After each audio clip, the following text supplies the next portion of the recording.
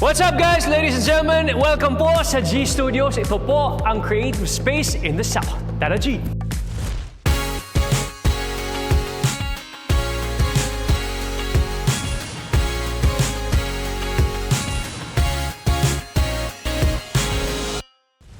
Lahat ng projects na ginawa dito, gaya ng events, productions, at photoshoots ay talagang 100% nakaka-proud.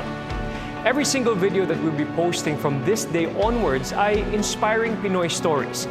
And, of course, with G Foundations, we will be helping different communities. Guys, we hope that as you watch and get to know them, you'd find your heart to extend a helping hand. If you want to get involved and help, tara G. Because we want helping to be inviting.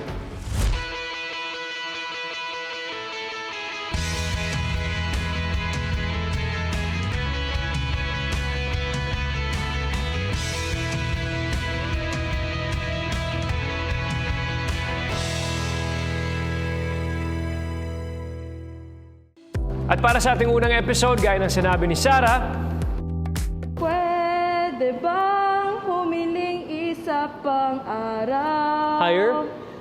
Pwede bang humiling isa pang araw? Wow naman! Pwede bang humiling pang isang araw? We are stressing about many things in our lives like traffic, work-related things, our next vacation plans. Pero may mga ilang tao dyan, especially mga bata, hindi po nila alam if they can still live the next day.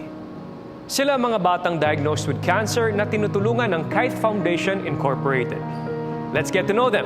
Tara G! Ako po si Odette Magno, ang Executive Director ng Kite Foundation.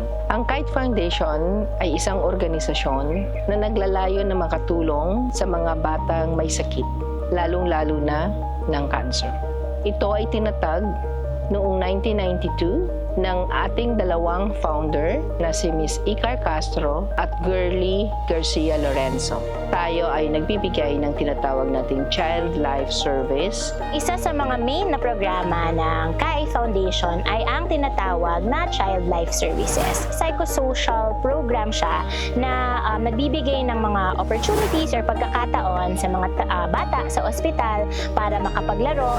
It helps normalize the experience of being in the hospital. It helps reduce the anxiety or the stress or the fear. So ito, binibigyan namin sila ng additional na suporta para maiwasan ang additional trauma or additional stress, and it is essentially making the hospital a better or a friendlier place for children as well as their families. According sa isang pag-aaral ng Cancer Coalition of the Philippines, 3,500 na bata sa bansa ay pinapalagay na pwedeng mag-develop ng cancer. This translates to 10 children diagnosed with cancer every single day. Ang mataas na bayarin laban sa cancer gaya ng diagnosis at treatment ang lalong nagpapahirap para labanan ang sakit. Ang isang manggagawa ay kumikita lang ng 570 pesos a day, samantalang 20,000 hanggang 120,000 ang kailangan sa bawat session ng chemotherapy. Depende po ito sa tipo ng cancer. Ang katotohanan po, marami pa rin sa ating mga may sakit at may karamdaman ang hindi nakakarating sa ospital, hindi nakakakita ng doktor, at sila po ay tuluyan na lamang nahihirapan sa kanilang mga karamdaman. The worst case na nangyari is when yung patient from province umabot na ng Manila, stage 4 na. Tinatanong namin bakit umabot na ngayon. Kasi sir, wala kaming pamasahe. Ang pamasahe namin one way lang. Wala kaming means para bumalik. See, nandito tayo sa loob ng office, nagme-merienda, but sila ang inaalala, paano ko uuwi? Iba yung may kaya ka na pumunta for check-up, mahirap na eh. Yung pa kaya yung kahit pamasahe wala ka. Kadalasan, dahil sa kanilang karamdaman, nakakaligtaan na po nila ang maglaro, maging masaya, at magkapaghalubilo sa mga kapwa-bata. Dahil nga po, nalilimitahan ang kanilang kakayanang gawin ito. So summer camp is actually a very special activity. It's something that a lot of people look forward to. It's a project that we get a lot of support kasi ito siguro ang isa, if not the only activity ni Kaith na yung mga bata pwedeng sumali sa activity na hindi nila kasama yung mga magulang nila kasi sanay na sanay silang nasa ospital, sanay na maraming bawal, sanay sa mga hindi nila pwedeng gawin. So dito nabibigyan sila ng konting freedom, konting space para maging sila. We try supporting these kinds of activities that help children with cancer feel better, or at least even for a day or two, giving them a chance to enjoy and not think about their problem and their condition. In support of the children and the camp, nakisaya ang G Productions family.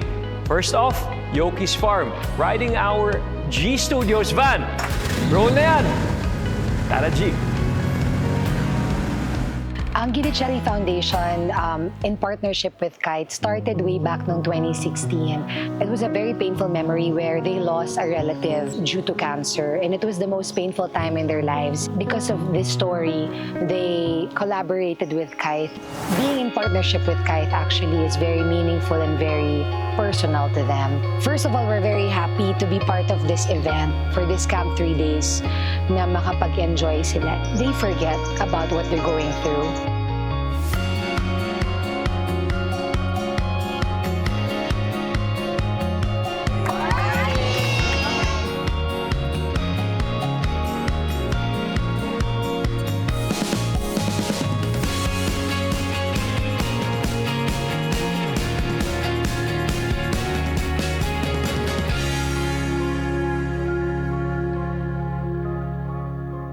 Ako po si Ashley Nicole B. Alex. Medyo mabahan ako kasi parang i-manage pa po paano makikita po kasi hindi ko pa po kakilala yung iba. Pero so far okay naman po yung pakikita na po sa ibang Kite kids and sa mga volunteers po and staff. Ako po pala si Rizil Grant, anak ko si John Ray. 1 week before yung summer camp, excited po siya sa summer camp na yun kasi first time nga niya po nakasama. Part ng pagkamagulang, excited na medyo kaba, pero yung 100% naman po yung tiwala namin sa yun nga po yung sa mga volunteer. First time siyang malayo, nawala kami, paano siya gumalaw din sa sarili niyang paa.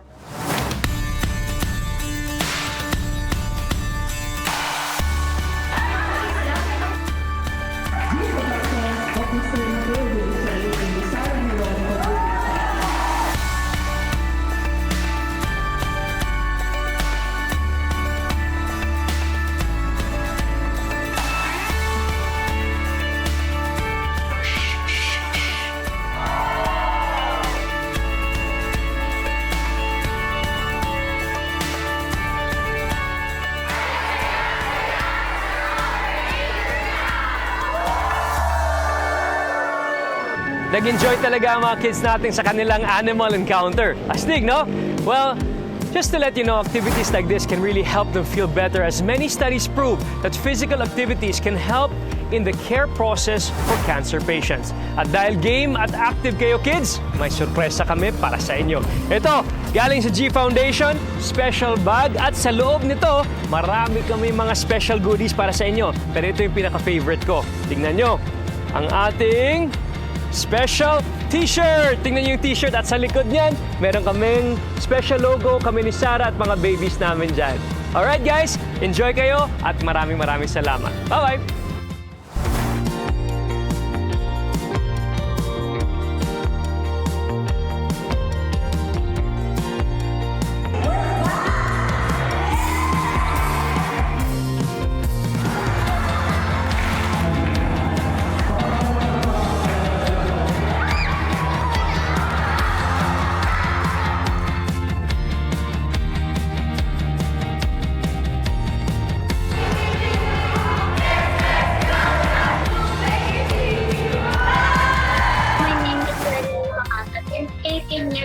Na-experience ko po sa summer camp is masaya po dahil po marami po activity na nangyari. Tapos po, madami pa po kami nakilala na bagong mga kids na katulad po ng isa 15, bagong volunteer. Sobrang po mabait po kami. Nagkaroon po ng pagkakataon ng mga bata na pumunta sa isang zoo at sila po ay nagkaroon ng pagkakataong mag-feed ng animals, no? Nagkaroon sila ng pagkakataong magkaroon ng picture na may parrot sa balikat at talaga namang hindi makalimutan ng mga batang eksperyensyang yun.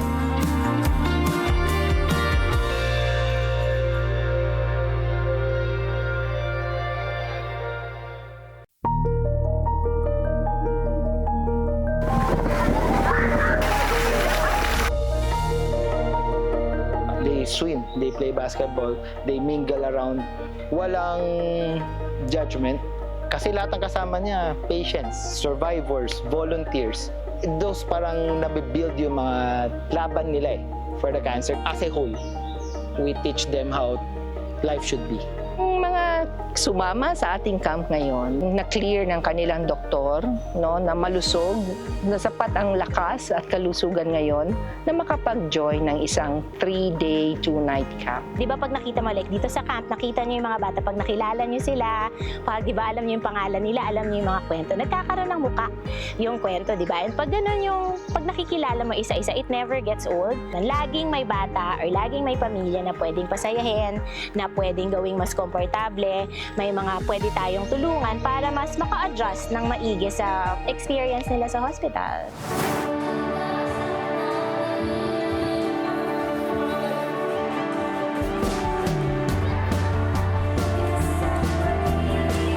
Sa talent night po, parang doon po nalabas lahat, like yung kaya po namin gawin, tapos yung sa memories po namin sa isa't isa, nandun po and nandun po dun sa mismong talent night, yung pakikipag-cooperate po, medyo kabado po, pero worth it naman po nung natapos na po yung performance.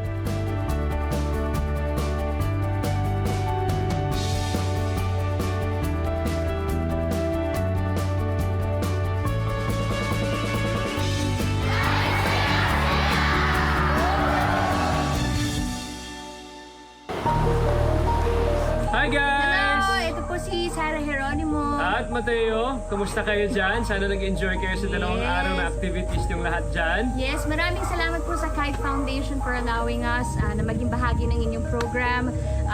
Sa lahat ng mga kids, mahal namin kayo. Sana nag-enjoy kayo sa lahat ng mga activities at love yung mga munting regalo namin para sa inyo. Sana nagustuhan niyo. Yes po, sa lahat ng mga bata, magandang araw po sa inyo lahat. Sa lahat ng mga volunteers and staff ng Kite Foundation. At sa lahat ng mga magulang po na nandyan, mabuhay po kayo lahat. Salamat po. God bless you guys. See you and Bye-bye, enjoy. kids. Bye-bye. Bye-bye. Thank you.